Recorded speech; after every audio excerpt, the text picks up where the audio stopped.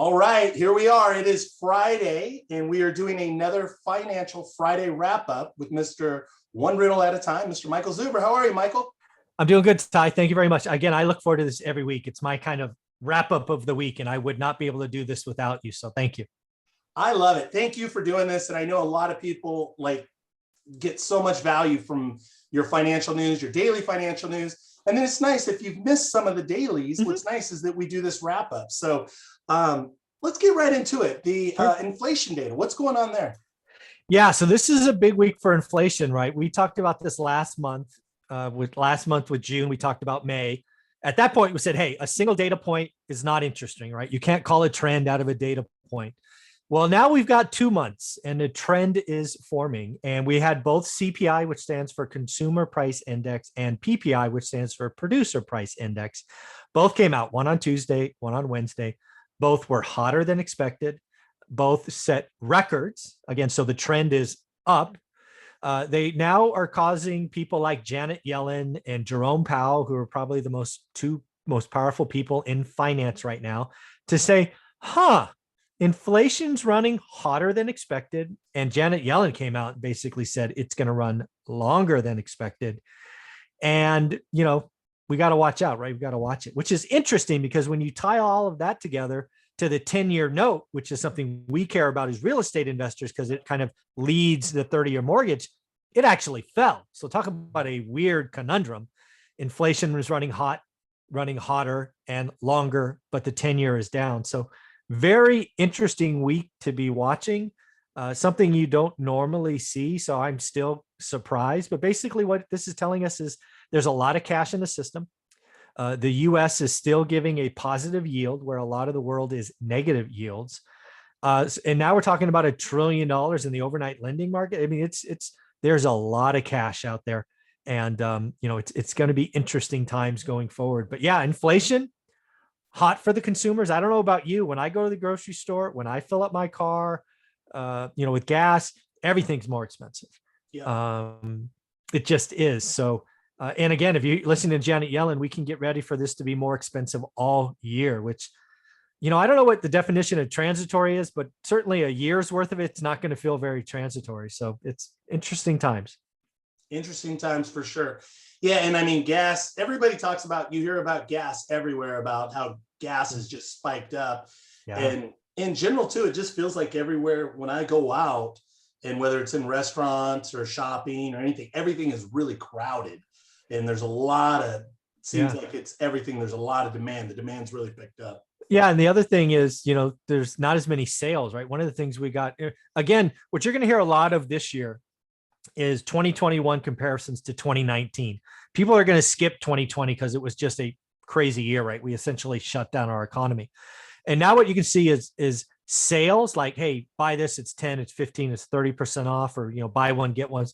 Those aren't existing as much because inventory is not there, right? For the consumer. So we're going to go buy a shirt. It's much more likely to be full price because again, the supply chains are all disrupted. So again, 2 months in a row, inflation is hot and, at this point getting hotter. So the trend is the wrong direction. Absolutely. So let's go ahead. Let's talk about retail. So we talked about the inflation. Let's talk about retail sales. We kind of dabbled a little there. Yeah, that was the most important number. One of the things I do over the weekend is I do the week ahead, and I always pick one number that's most important. And I picked retail sales this week, and it came out today. The reason I thought it was important is because last month, which would have been a June report of May, was negative. Right. And that's kind of like, oh, shoot, what's going on with the US consumer, right? We're 68.5% of the economy. Is the consumer pulling back, right? Is all this stimulus money wearing off? What is going on? Right. So it was kind of like, right. Single data point, not interesting, always looking for two. Well, the good news is it went up this month, right? Which was, I didn't know what to expect. I thought maybe flat, but it actually went up. I think it was 0.6%. Which again is a positive number. So the consumer is still strong. And when you break down that number, it was strong across all segments: clothing, sporting goods, restaurants and bars and all of these things. So it wasn't just used cars, which is, something that the Fed keeps talking about in inflation, right? Used cars made up, a quarter of the rise, but still, we're doing that. So retail sales, very important. The consumer is still strong. The K-shaped recovery is still real. People are burning off their savings. We came into this crisis, or coming out of the crisis, with like $2 trillion in excess savings. So just like you just said, everywhere I go is crowded. And more importantly, it's not only crowded, but people have bags, right? People are buying, shopping, spending. We talked a year ago, maybe even 14 months ago, about revenge spending. People are like, I am cooped up. I want that new dress, that new jacket, that new whip, whatever it is. People are shopping. So retail sales up. Absolutely. We're going to come back to that too, the people spending. We're going to actually finish on that and talk about that a little bit more. Let's talk about something we always talk about, which is housing inventory. You've made a prediction earlier in the year. We had a forecast. We've had low inventory. What are you seeing now with housing inventory? Well, housing inventory is up across the board, right? I had a national call. I started this 3 months ago when people thought I was crazy about 2 million available homes. I may not get there in July, but I'll be close. We'll get there in August. Housing inventory is up across the country.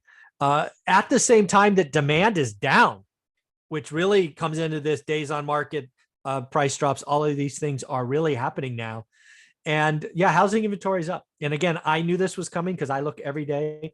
More importantly, I have a course where there's 1,000 members in a private Facebook group. They're telling me. So it was a pretty easy prediction, right? People that follow my course have a buy box and they look every day.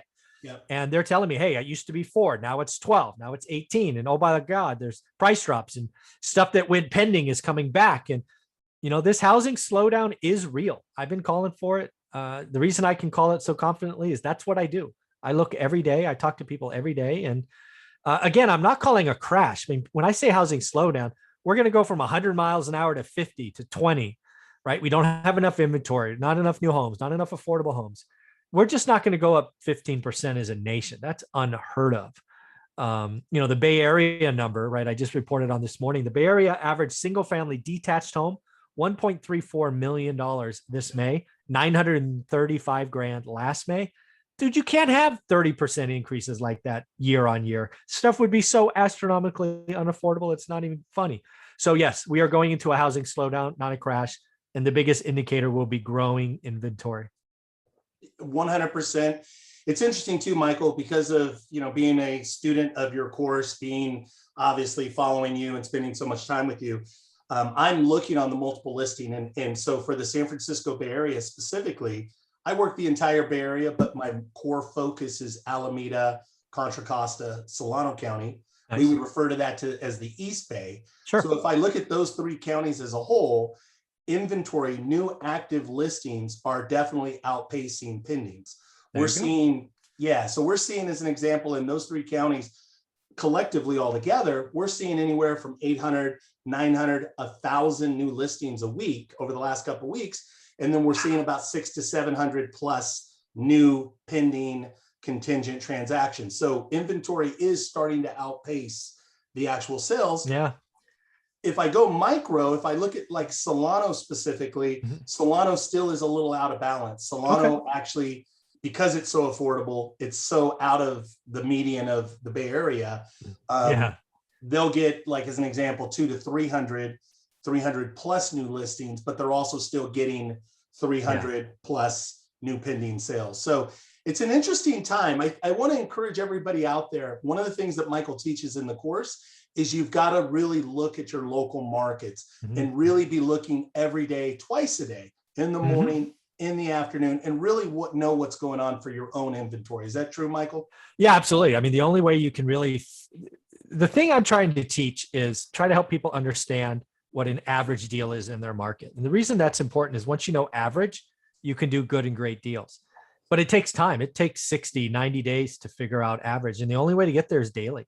I can't believe I have people pushing back on me all the time. Michael, I can't do it every day. I'm only going to do it on Saturday. I'm like, well, it's like, don't even bother. I mean, I guess Saturday is better than nothing, but it's not going to help you. So many deals come out on Monday or Tuesday that are gone by Friday. And again, and again, I'm not talking hours of commitment. People need to hear me. I only ask for 10 to 20 minutes a day. That's all it takes. And then go on with your life. So yeah, it's a daily activity. Very simple too. It's just a discipline like anything else, right? It's just a discipline of actually doing it. So I love it. I love it. Let's get into, so this is a new section, and this is something I talked to Michael pre-roll. is the crystal ball, the real estate crystal ball. Michael has been so gracious, and he shares a lot of his insights. And, you know, he throws out ideas. Hey, I think this is going to happen in the next 3 to 6 months. And here's why.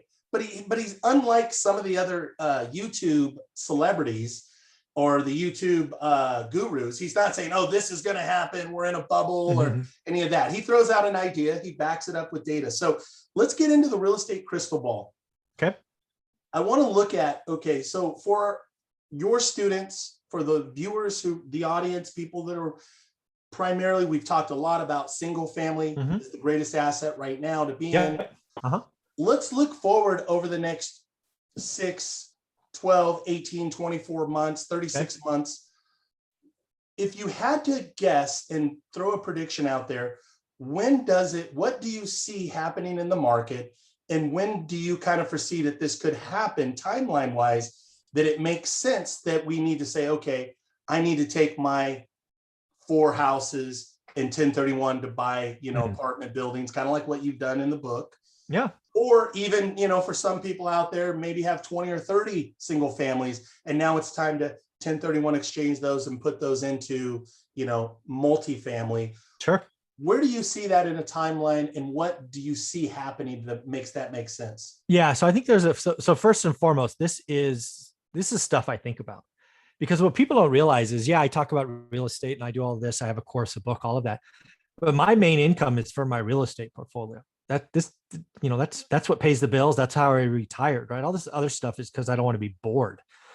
So I am actively trying to repeat what we did in the book. In the book, we talk about going from 8 homes to 80 units, all via 1031 exchange. I want to do that again. But I want to do it, I want to go from 40 to 400 or 50 to 500, right? I want to 10X it again. So I'm actively looking to do this. So I'm glad we're talking about this. So I think there's 2 things that need to happen. One, generally speaking, housing needs to get, frankly, more unaffordable. I suspect over the next 12 to 24 months, the federal government is going to create some initiatives that unfortunately make housing less affordable. What do I mean by that? I fully expect them to enact a first-time home buyer program or something that basically gives free money for the down payment, or gives a tax credit, or both, that will very quickly take the average median home price from 340 to 440 or something astronomical. Again, the people that get in early will win, but it will freeze out most people, just like rent control does, right? It only helps a few and it hurts the many. I anticipate government try to do good by doing bad, unfortunately. So first off, I think single family homes are going to have a great run in most of the country because of government intervention. When that happens, you're going to see affordability crash. And just like I did last time, when affordability crashes and nobody else can buy in, and it's only fictitious and fake money that makes deals get done, I will sell. Now, the question will be, do I sell and cash out, or do I sell in 1031? That will be a timing thing. Because what I see happening again in multifamily is multifamily right now is being financed with bad loans. They're being financed with bridge debt, interest only, what they call IO periods. There is variability and interest rate risk all over the board. People doing deals with cap rates of 4.5 with unrealistic expectations. I expect a lot of deals being done right now to blow up when their interest rates reset in 2, 3, or 5 years. So it would be great if housing peaks right when apartments crash because of debt. I'm not counting on that, but it could happen. It's right about that 2 to 3 year mark is where I see the blow up happening in multifamily because of interest rates. So if those 2 marry together, it will be nirvana, because that's what happened last time. We got lucky. Houses peaked right when multifamily was depressed, and we 1031 and we did wonderful. It could happen again. It could also be off. And to be clear, if it's off, right, like housing peaks a year before apartments crash, I could sell and be in cash and just take the tax hit. I might keep a couple houses. I can't tell if the timing is going to be perfect, but that's what I see happening. I see housing get unaffordable, even more unaffordable because of government intervention. And then I see apartments hurting because of debt structure. Yep. Spot on. I love it. We talk about it. We talk about all of this in bits and pieces. And that's why the question, why I want to kind of like pull it together so that we can have a vision, for the audience. So spot on, Michael. Thank you for that.